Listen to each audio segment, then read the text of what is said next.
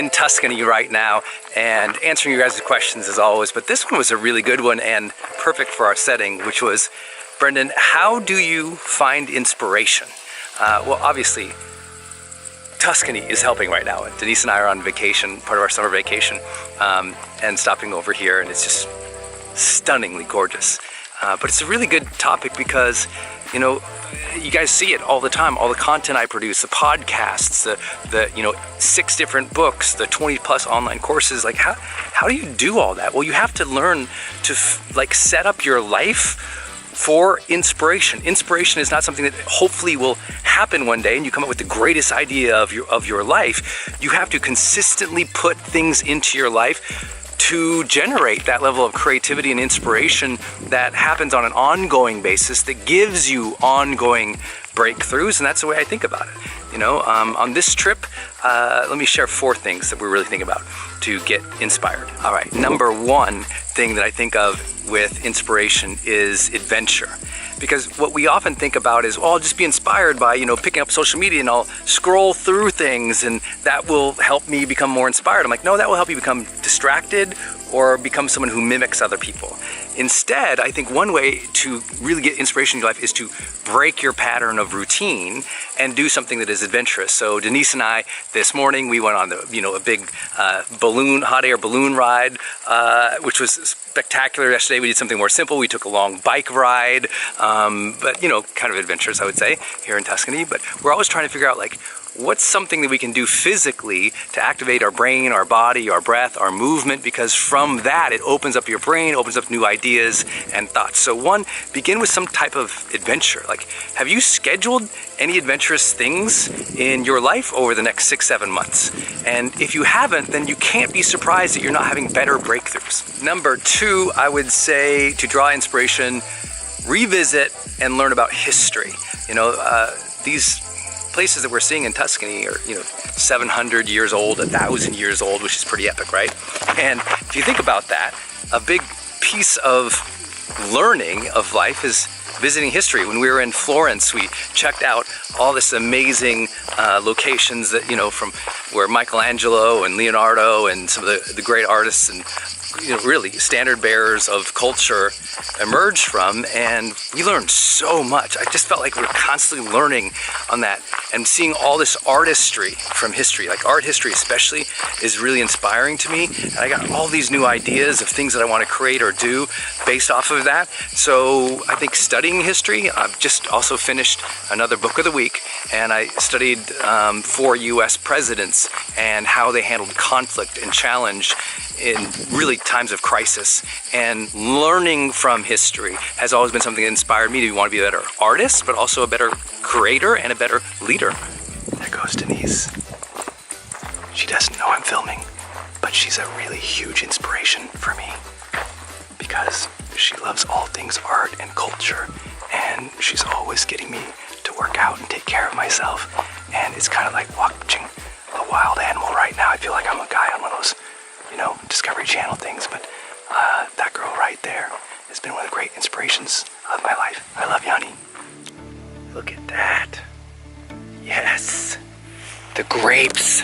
The grapes. Number 3 is people. People should inspire you. And I'm thinking about that because we're in the vineyard right now, and I was thinking how yesterday, was it? Yeah, we did this cooking class, right, with this amazing chef who was so passionate and enthusiastic about Italian cooking. And I'm somebody, as you know, I don't know much about cooking. I think it was my first Italian cooking class. It was amazing. I know nothing about that. It was so inspiring. Afterwards, I said to my wife, I was like, you know what? I loved that. I loved learning from this guy and hearing about him. He was funny, he was a great chef. And even though I'm not a cook, I was inspired to cook. And I think about how critical it is to be around new people with different skill sets than you that help you access different areas of inspiration for yourself. I mean, not just in terms of cooking. It just the way he was teaching made me think about how I teach. The way he prepared things made me think about excellence in preparing things in my own life. And I just think it's so huge for you to get around people who are great and passionate at what they do as much as you possibly can, because you're going to find inspiration there. I know that sounds so basic, but think about how often you hang out with the same 4 or 5 people. You know, you see your family members, you hang out with a couple people, and the unfortunate reality is many people live in a tiny little bubble. And because they live in a tiny little bubble, their thoughts are a tiny little thought bubble, and they're never really breaking the boundaries of their own thinking. They're never accessing higher levels of reasoning because they have no perspective. So get around more people, hang out more with new people who have great skill sets where you can be inspired by both their mastery, their enthusiasm, and their own field of interest. Will you look at this field? Is that gorgeous? I don't know if you guys can see this. It's too bright. Last big idea for you for inspiration is journaling. It doesn't sound as sexy as adventure or history and art or hang out with amazing people. But the truth is, you need to give yourself some time to hang out with yourself and actually think about what you want in life. Because isn't it true? You often go on vacation, you see amazing places, and you're like, oh, I'm inspired. Or you sit by the pool, or you sit out, somewhere just having a picnic, or maybe you're at the coffee shop with your journal, and you just write about life. And I've got my hat on here, Live, Love, Matter. And I think, of how that simple sort of lessons from my car accident, whatever it was, 23 years ago, inspired this whole life that I have. Because after my accident, I sat down, I journaled what I wanted to learn from that experience of my car accident. I wanted to learn to live, I wanted to learn to love more, I wanted to learn to make a difference. And that really came from journaling and just writing about what do you want life to be about? What do you want life to be about? The more consistently you journal and you write, what do you want life to be about? I promise you, my friend, I promise you, you will start feeling more inspired way more often. But you got to do the work. All these things. Planning adventure, you got to do that work. Learning about art and learning about history, got to do the work. I mean, getting yourself around people who are inspiring, enthusiastic, you got to travel those events, do those things, and finally journal every single day about what you really want of life, what your thoughts are, what your feelings and needs and desires and observations are about life, because the more you write and observe about life, the more you're inspired. In Tuscany this morning, and going on our first ever balloon ride, which we're excited about. Still waking up, honestly, but I've heard this is amazing and people talk about it all the time. One thing you have to do when you're traveling is you've got to go on local adventures. Sometimes that means, like today, we go on a balloon ride. Sometimes that means, we go on a bike ride. Sometimes that means we take helicopter tours, wine tastings, go to the best restaurants, have some chef things, or just go to local park and have a picnic. It doesn't have to be fancy, but the whole point of traveling is to get out and about and enjoy life a little bit.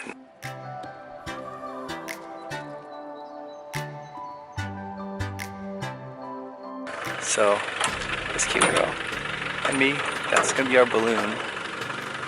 And there's the morning sunrise coming up in Tuscany.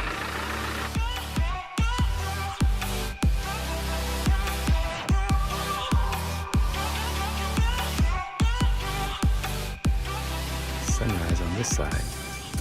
And the sunshine of all sunshines right here.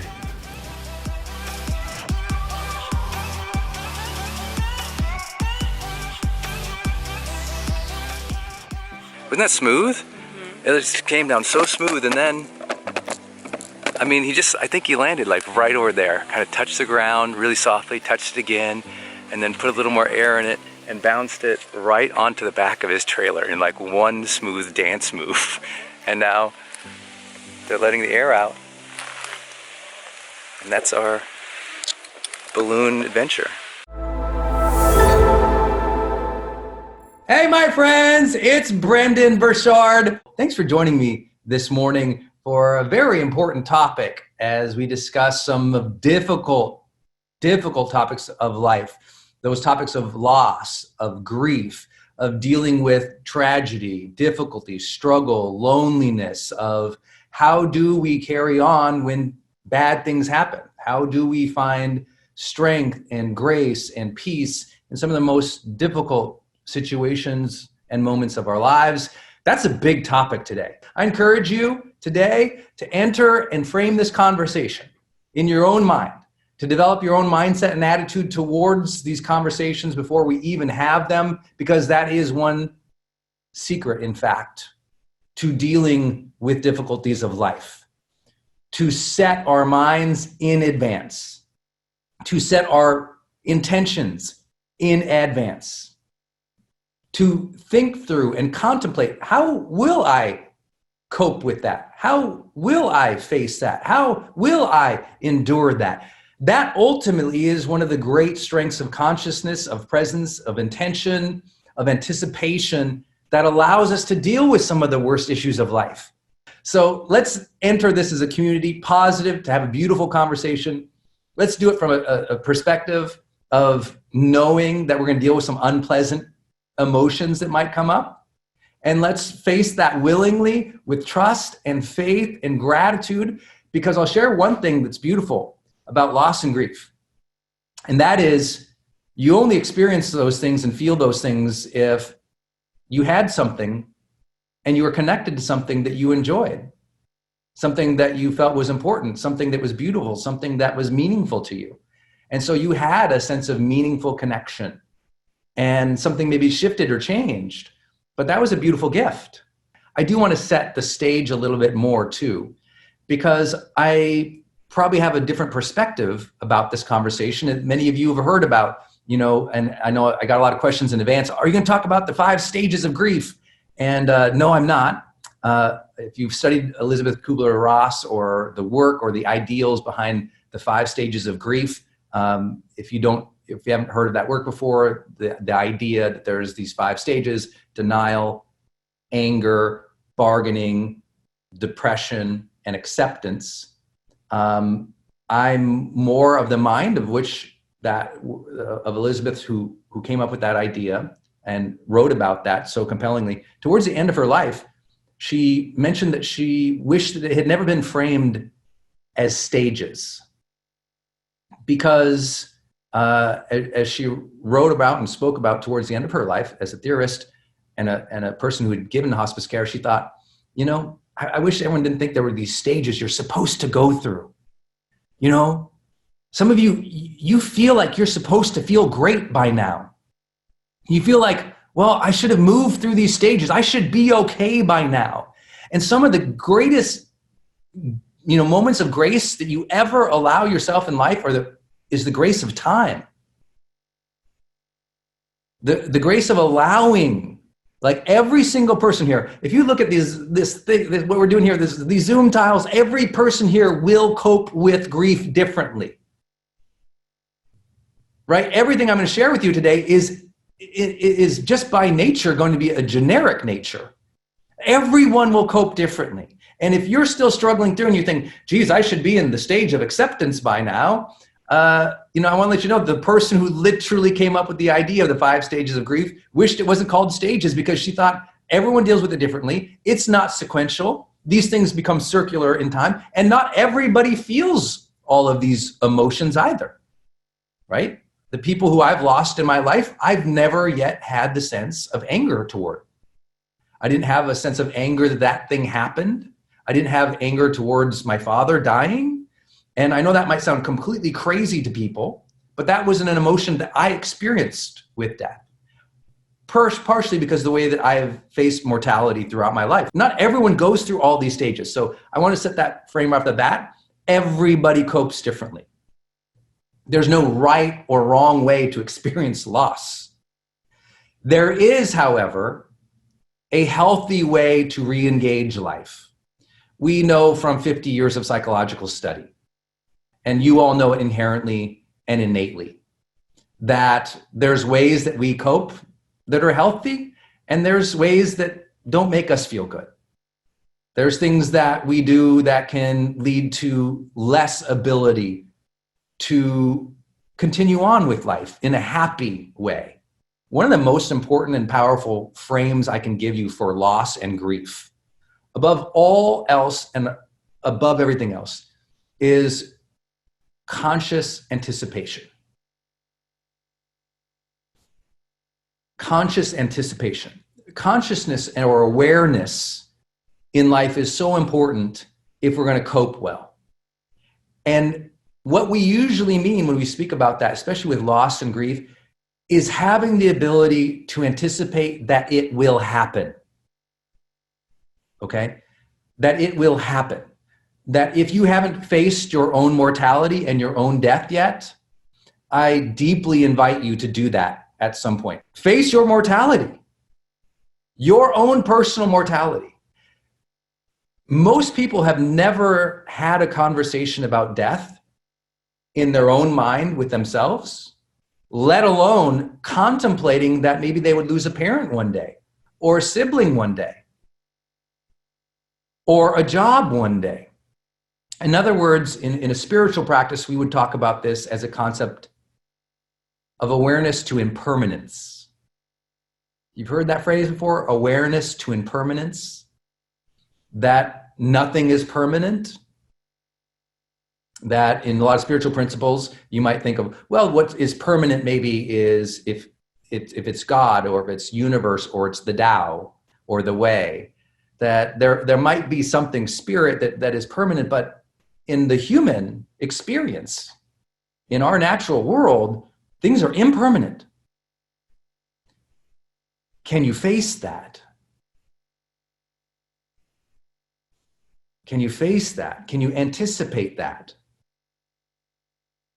Let me switch metaphors for you real quickly. As many of you know, I do this for a living. I talk to groups of people all the time. I'm out on social media all the time, and I talk with so many influencers, so many people who want to be leaders and who are building up their brands and their careers, and they're shocked when someone judges them on the internet. They're amazed when someone posts a negative, just mean comment. They can't believe it. Can you believe this person posted this mean thing on my video I spent months on my life's work? I posted a message that's beautiful about my family, and this person attacked me. Can you believe it? I'm like, yes. Why are you surprised? It's called the internet. Anyone ever been surprised you got a mean attack on the internet? Well, I tell my peers all the time, I'm like, please don't be surprised that is something that I guarantee that will happen. If you are commuting, if you are driving to work, or you are driving somewhere and you are cut off by somebody in traffic and you go into a rage about it, I'm like, you were surprised? And I know these are simple and simplistic and almost silly metaphors here, but I just want to switch your mind into that anticipatory power that we all have.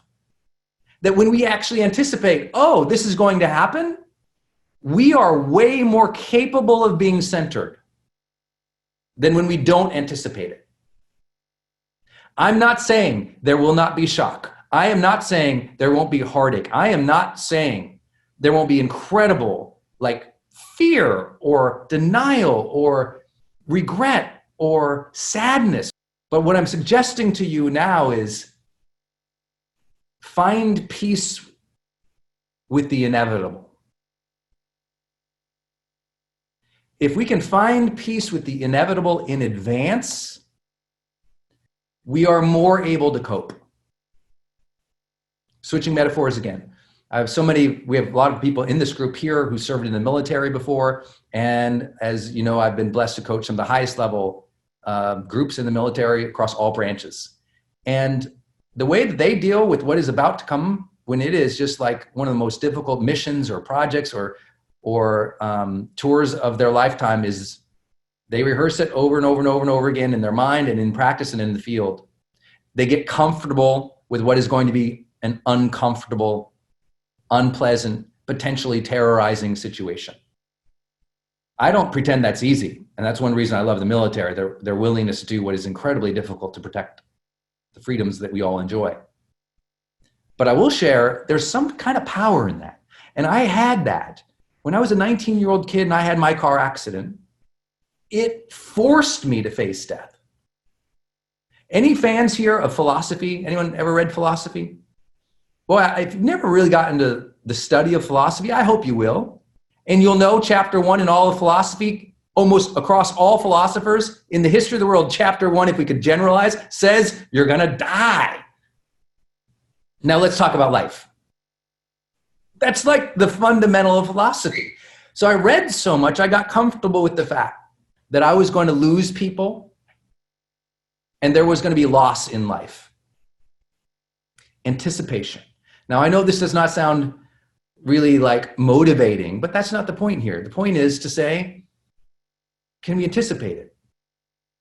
When I received the call from my dad, letting me know that he had been just diagnosed with acute myeloid leukemia, out of nowhere, he woke up, was lacking some balance as he walked down the hallway. It was Mother's Day of 2009. So he woke up on Mother's Day, didn't feel good. Mom said, "What's wrong with you?" He said, "I don't feel good." He's kind of unbalanced. The weeks before, he's playing golf and racquetball and bowling. He's healthy. All of a sudden, something's wrong. Doesn't get better. They go to the hospital. Within a few hours, he's sitting with 2 doctors who are looking at his blood work and then do some more tests. And they let him know he has 7 days to live. And they say, you have AML, acute myeloid leukemia. There's 2 types of leukemia. AML is the one that usually takes the person quickly. And they said, you have 7 days. Because what happens is your stem cells, I don't want to go to the whole thing about leukemia, but essentially you're creating blood that's not good and ultimately it shuts down your organs. I know I could go deeper into that, but those who know what I'm talking about with leukemia, it strikes fast. And so he had 7 days. And as soon as he told me that, I said, okay. And I was in shock. And I wanted to deny it. And I had fear. And that comes from shock. You know, when you hear news that you didn't anticipate or something happens you didn't anticipate, you're going to have a shock reaction. And for me, I was shocked about it at first, and those emotions come in.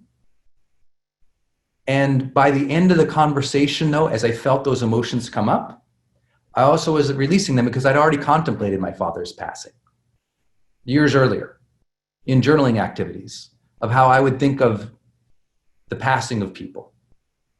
And I know that sounds almost fatalistic, but you know, have you ever heard that saying, you don't want to leave things unsaid? Well, I was reading a book one time and said, you know what, contemplate the passing of people who are important in your life so that you don't leave things unsaid. So that you think of like, wow, what if this is my last moment with this person? If this was my last moment with this person, what would I love to say to them and communicate to them? And don't leave those things unsaid. Now, I know that's difficult because all of us have had situations where someone has passed or know someone who's passed and things were unsaid. And that is incredibly unsettling. It brings up shock and it brings up regret and it brings up sadness, which we'll talk about those emotions. But also in this moment, in the here and now, listen, none of us can take back whatever's happened in our lives, right? Whatever's happened has happened. It is as it was, as it is. We are here now, and all we can do moving forward together as a group is anticipate moving forward. We can't, this is not a thing where I'm going to try to be on a healing journey of the things of the decades past for any of us, because we all heal in our own time, in our own ways. But I'm here to say it's incredibly powerful if we can contemplate mortality and anticipate it and go, wow, what should I say to my kids? What should I say to my loved ones? Let me make sure I take care of people and treat people in ways that I don't regret and that things are said. One reason I was at peace, because my father had already said everything needed to say to me. I was lucky on that. I'd already said everything I needed to say. Now we just had to go through the process with honor and integrity and respect and love of end of life and not deny it, face it. My dad faced it with a positive attitude. He knew it was coming. They told him, you have 7 days. He's a Marine, so he made it 59 days. Good job, Dad. And he fought with great attitude. I just couldn't believe it. I kept waiting for his attitude to sour. It never did.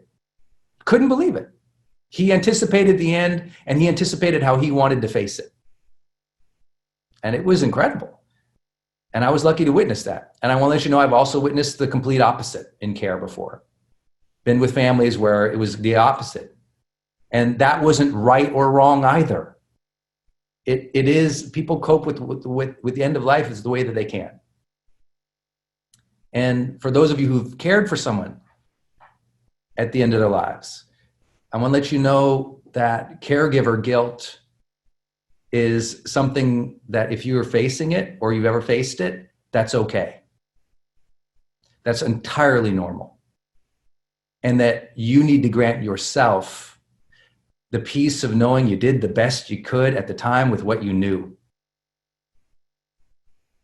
You know, I've had the blessing of working with a lot of medical professionals, doctors, and hospice care workers who talk about this. Gosh, I wish I could, you know, we all wish we could take back time and go change things. We can't. And so today, grant yourself the peace and the gift of knowing you did the best that you could at the time that you knew how to do.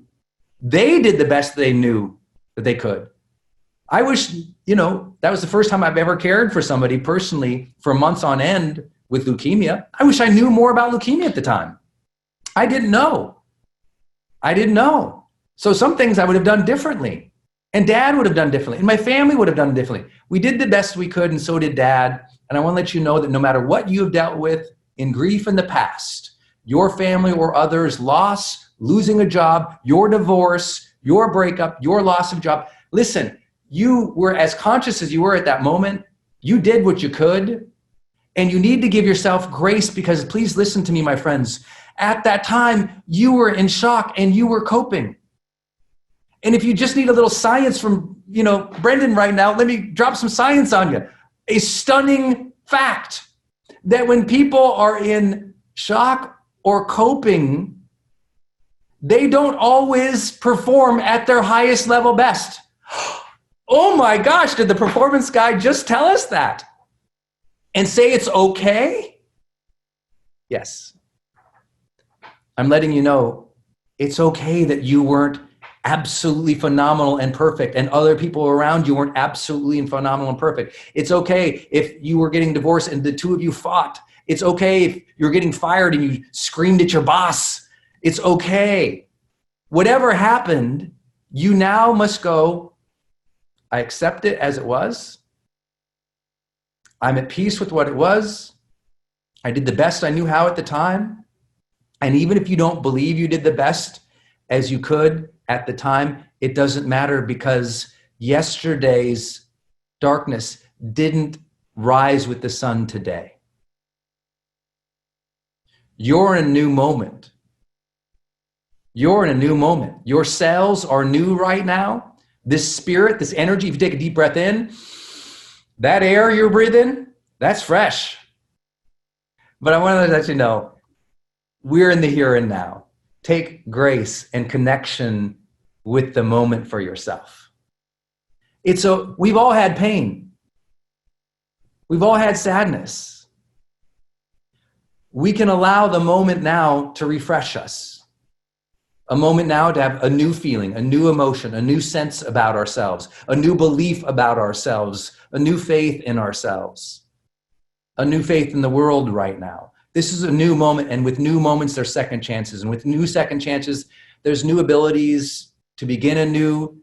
But even if we don't begin anew, to allow ourselves the peace and the grace of the moment. So important. You know, if you think of like anticipation being something that's really powerful, I also want to share acceptance is really powerful. To accept ourselves as we are now, no matter what has happened to us. To accept life as it is now, even if it's not perfect. to be in a ready state of acceptance is really powerful. To be accepting when your kids act out and they're freaking out and they're angry. To be accepting when your team doesn't get it right. To be accepting when the project falls apart. To be accepting when the video doesn't get the likes you want. Just to be allowing and surrendering to the outcomes of life and face them as they are. Identifying what are the controllable variables here? What's not controllable? And asking for the grace of the wisdom to know the difference between the two. There's a lot of things you can't control. Let them go. The things that you can control, you can only control in this moment. So if you didn't control it right in the past, let it go. It's now uncontrollable. Now, what are the controllable factors? Living in the now will always be the first sort of gate to enter to free yourself from pain. To step back into this moment of now, to accept, to realize this is what is, even if I didn't want it this way, this is what is, and what is here. Okay, now how would I like to interpret it? What would I like to do next? These are the power. You think of if you can anticipate things will happen and you can accept as is what the world is, while you also accept your power to shift and shape and control and move things around that you can, that's an uncommon perspective to come into things with. To anticipate them and to accept. Those two things are so powerful.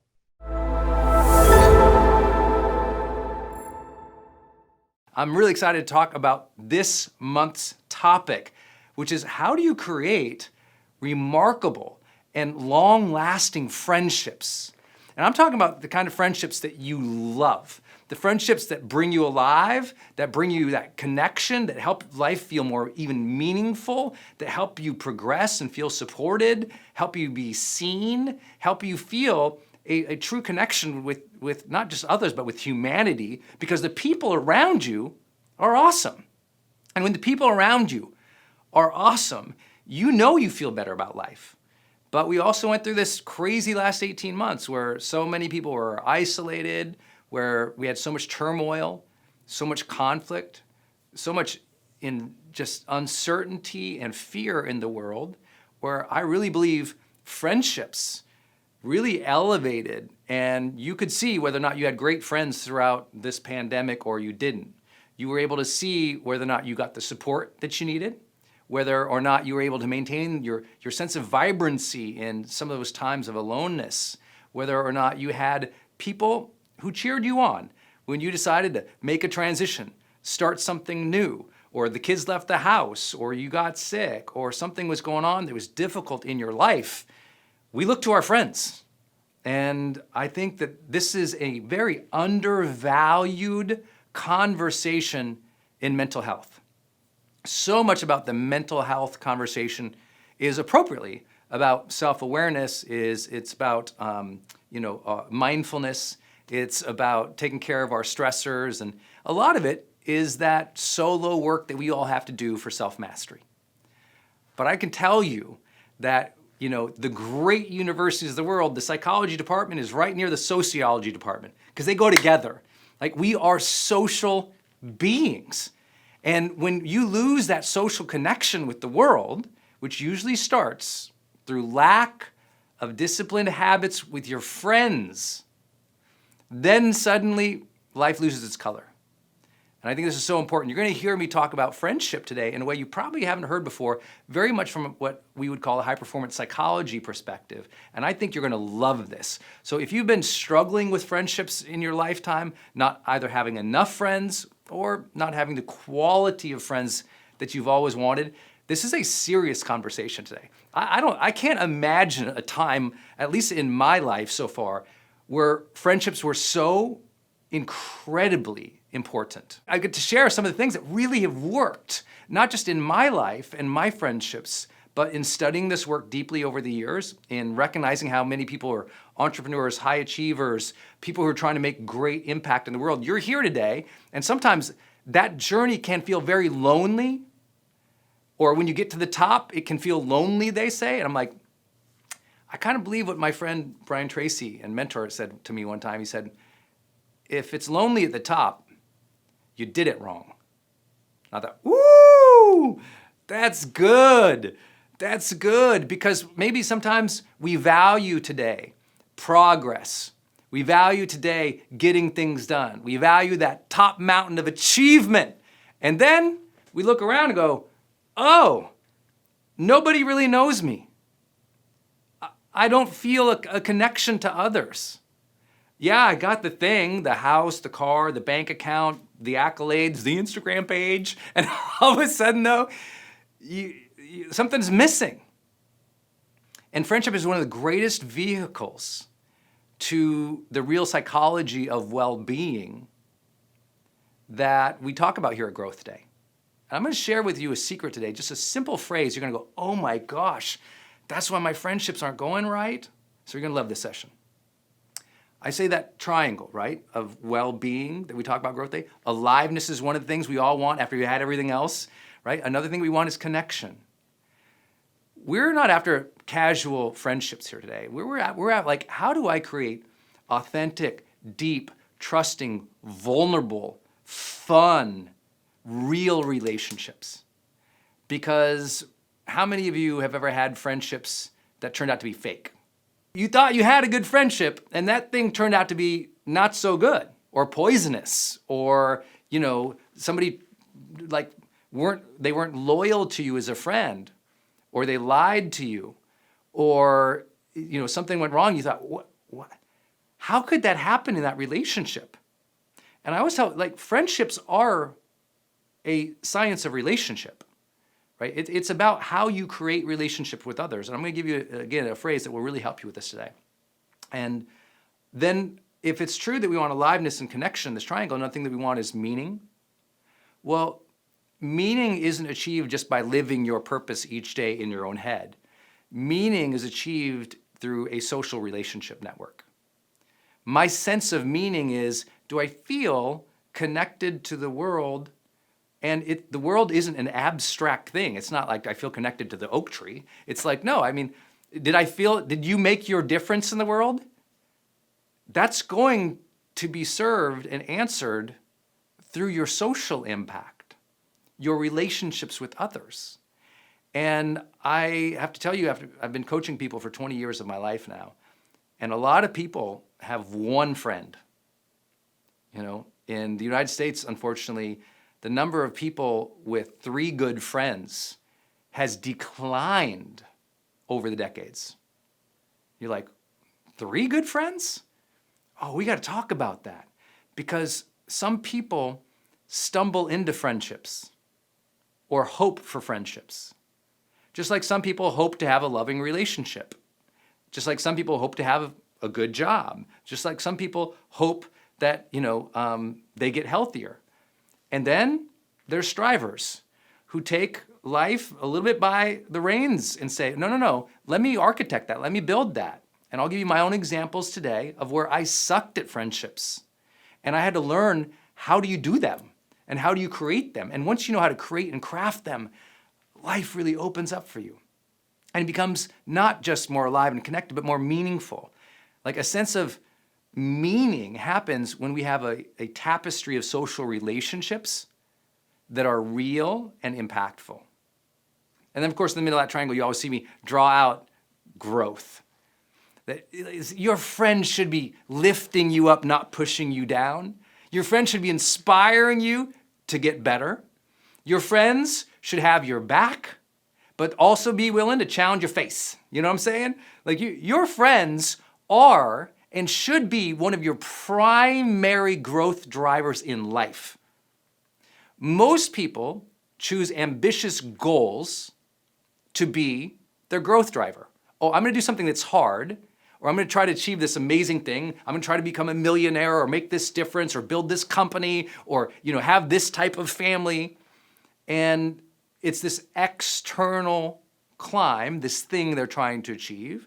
And too many people forget, it's like, actually, one of the best drivers of growth isn't your job, isn't your goals, it's your friendship circle. And when your friendship circles make you a more alive, deeper, caring, thoughtful, authentic person in the world, I'm telling you what, guess what? At work, you're better. At home, you're better.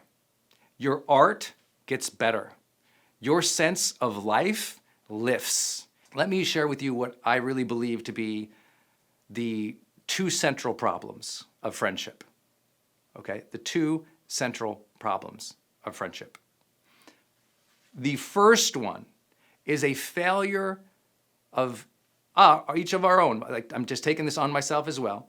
It's like we fail in life to realize most of our friendships were assigned, not aligned. Most of our friendships were assigned, not aligned. What I mean by that is many of our friendships happen because group assignment, right? Think about it. Some of your best friends, where'd you meet them? School, your neighborhood, some other affiliation, maybe at work, maybe in a group that you joined. So it was like, oh, we showed up somewhere or we were assigned somewhere and there was that girl who sat next to me in class. We became friends. Or, oh, I worked with this person at work and we were coworkers. We became friends. And these are kind of like assigned friends. And I know that sounds really weird to say, so bear with me a little bit. I don't mean that the manager was like, you're gonna be friends here. What I mean is, because of your group, your affiliation, or where you were, you kind of met people there, and by default, by you being a good person or communicating or doing stuff with them, you kind of became friends. Versus, that's like an assigned friend. It's like, oh, because we were here, we became friends. Versus an aligned friend, which is, oh, I'm an adult now. What are the types of friends that I want to create that align with my passion, my dreams, my lifestyle, my values, my beliefs, the things that I want of life, and let me go get them, not let them fall into my lap. Which brings up the second designation. And this is hard to say to people, and if you're in a place where you feel lonely in your life, or you feel like you don't have great friendships, I promise this will be so helpful for you today to even know how your own brain thinks. And many of us, and I was this way probably all the way throughout high school even, I never, and this is the second problem of friendships, I never made the deliberate choice to have remarkable friendships. I kind of ended up with friends. Anyone know what I'm talking about? Who's like ended up with friends? If you kind of just like ended up with like this person, it was kind of, my friend, one of my buddies goes, I don't want no rando friends. And it was like random. Now I love random. I love the universe. I love God. I love coincidence. Listen, I read the Celestine prophecy. People are glowing out there for me. I believe in that coincidence stuff.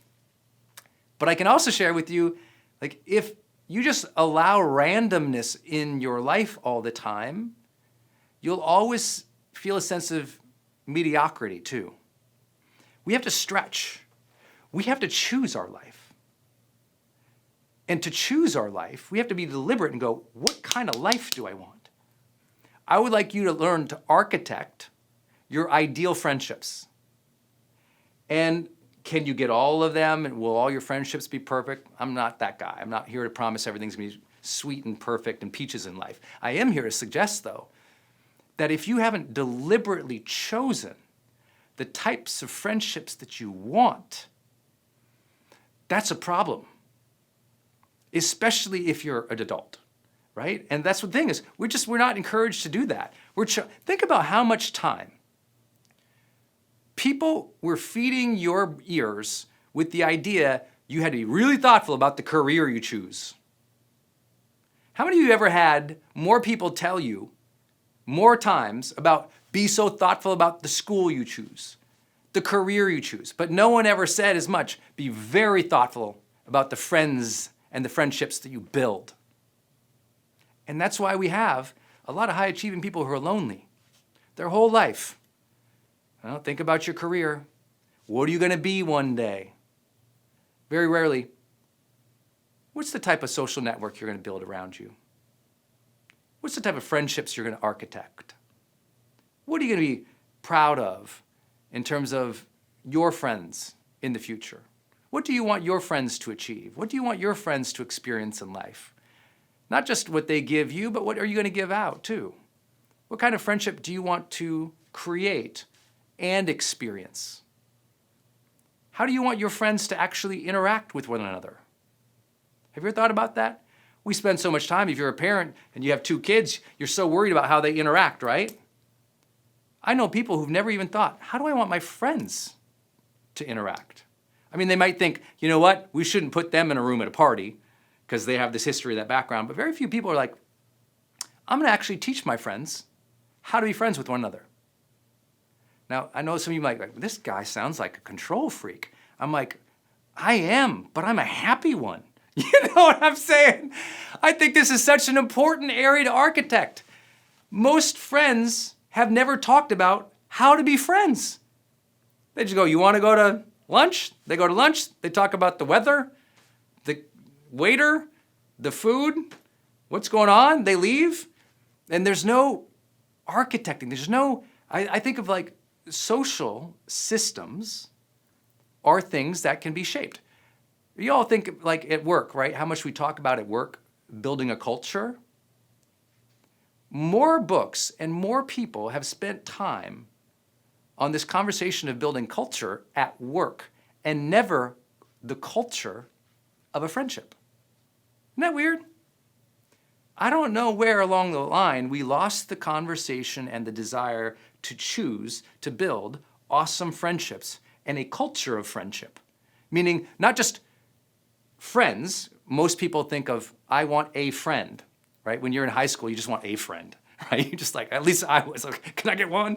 You know, it's like, you worry about having friendships when you grow up. And usually that means you think, and we're all trained this way, especially in Western cultures. We're taught to have a friend, and we think in a very individualistic mode.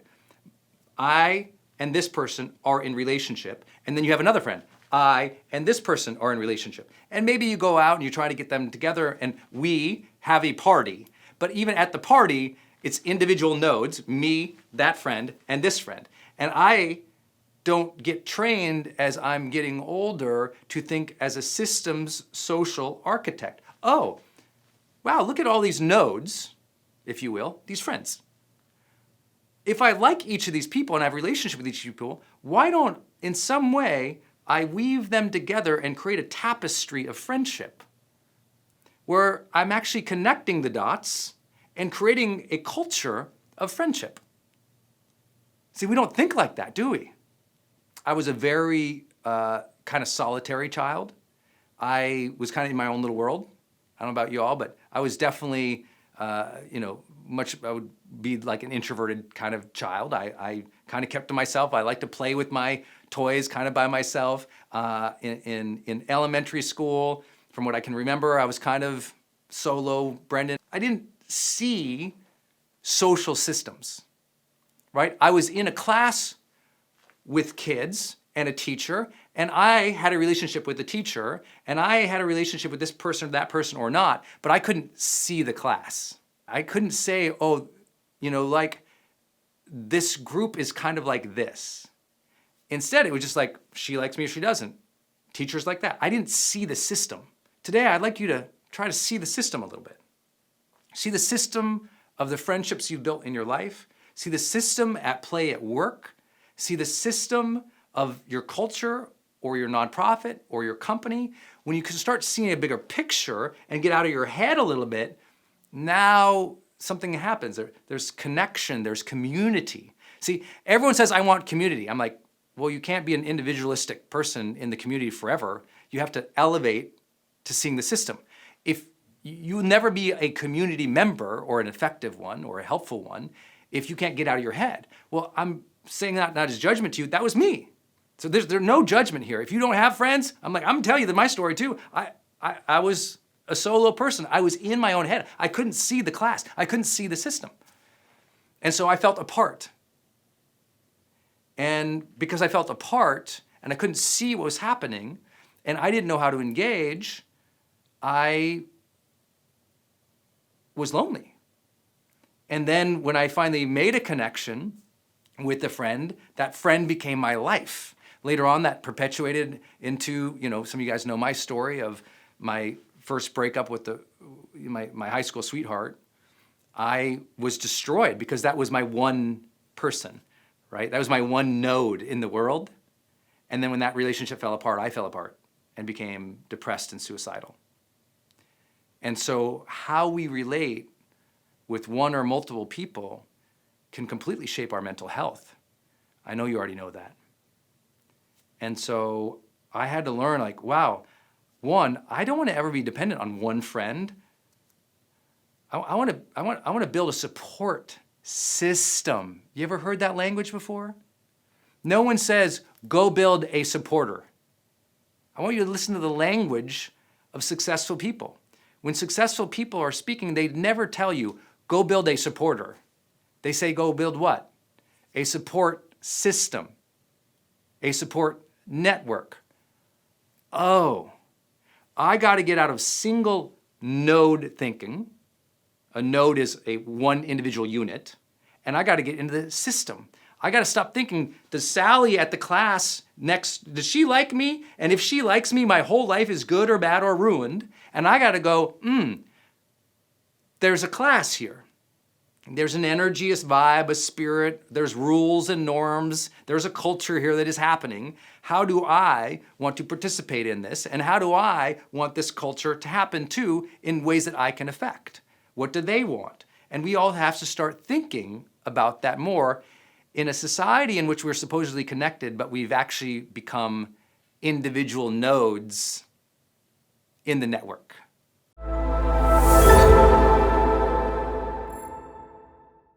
Ambition, but too many of us back away from it because it got made bad, right?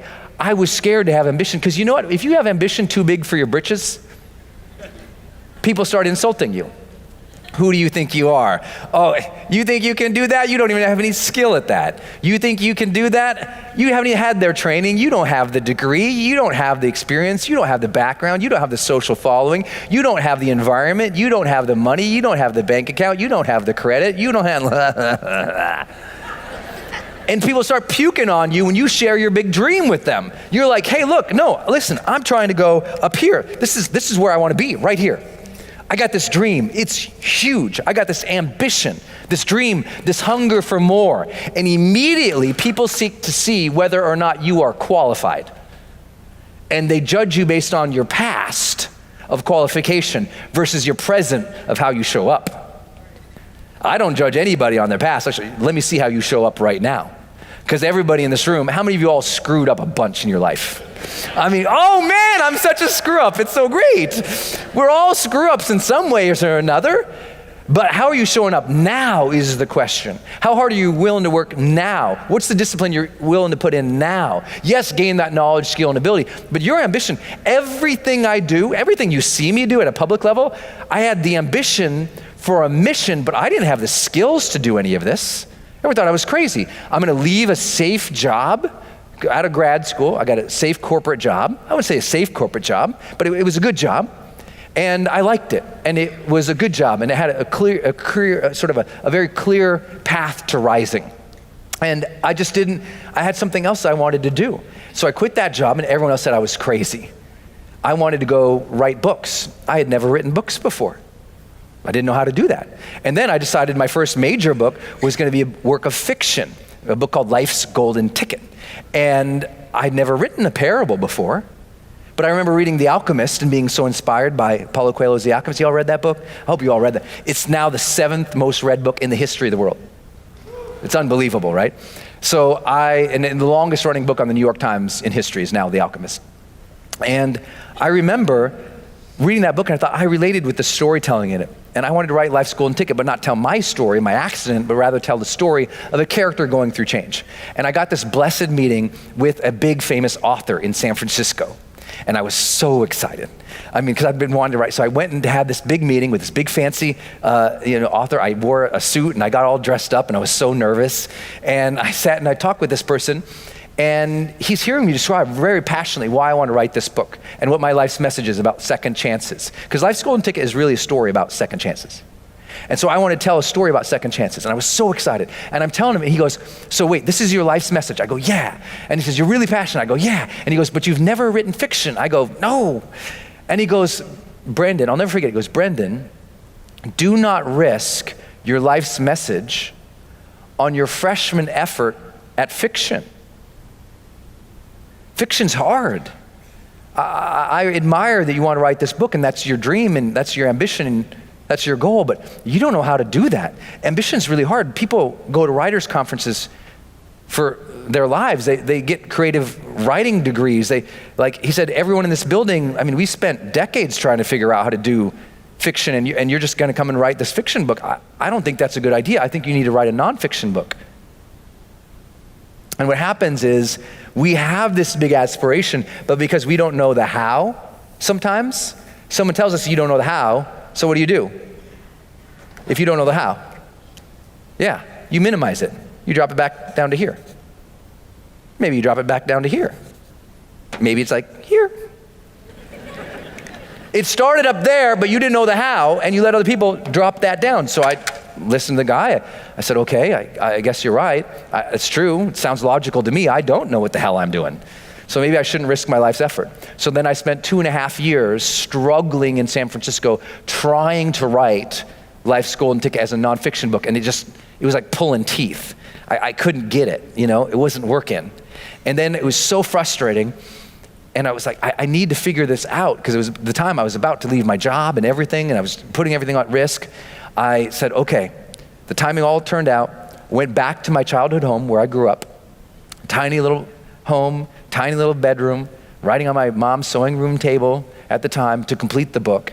And in 18 days, I said, you know what? I gotta stop trying to write the book they told me to write and write this book that I feel like I should write. And I started all over from scratch, complete scratch. 18 days, all I did, I got up, my mom made an amazing big breakfast, I'd eat a big old breakfast, and I'd write, and I'd write, and I'd write. But Dad would come home from work, we'd go play racquetball. I'd come home, I'd write, and I'd write, and I'd write, until it was so dark and my eyes hurt, it was so late, and I'd get up from my desk, and I'd walk around my childhood neighborhood where I grew up, and my school, and my elementary school, and the playgrounds we'd play in, and then I'd go back, go to bed, I'd get up, and I did the same thing for 18 days. That's it, 18 days. And at the end of the 18 days, Life's Golden Ticket was done. Submitted it to, thank you. It was 18 magical days. If you've ever read the book, there's a huge surprise at the end. I didn't even know that was coming. I did not see that come. I mean, sure, so however shocked you felt, imagine me, I was writing the book. I was just typing along, watching, I'm like, oh, damn. I remember I'm watching the movie, I finished the book, I'm like, whoa, can that even happen? And I literally got up and I was walking around the little desk and I'm like, can that character, did I do this? And I had to go for a walk just to think about if the book could even end, because I didn't know the book was about to end. It just ended with that scene. And I was like, oh my gosh. So it was a huge surprise to me, and I knew it was magic. We put it out there, 21 publishers turned it down. 21. My agent still jokes to this day, he only told me about 19 of them turning it down because he didn't think I could take the other few more that came in. Turn it down. Finally, boom, HarperCollins gets it. An editor who happened to edit and publish another book called The Alchemist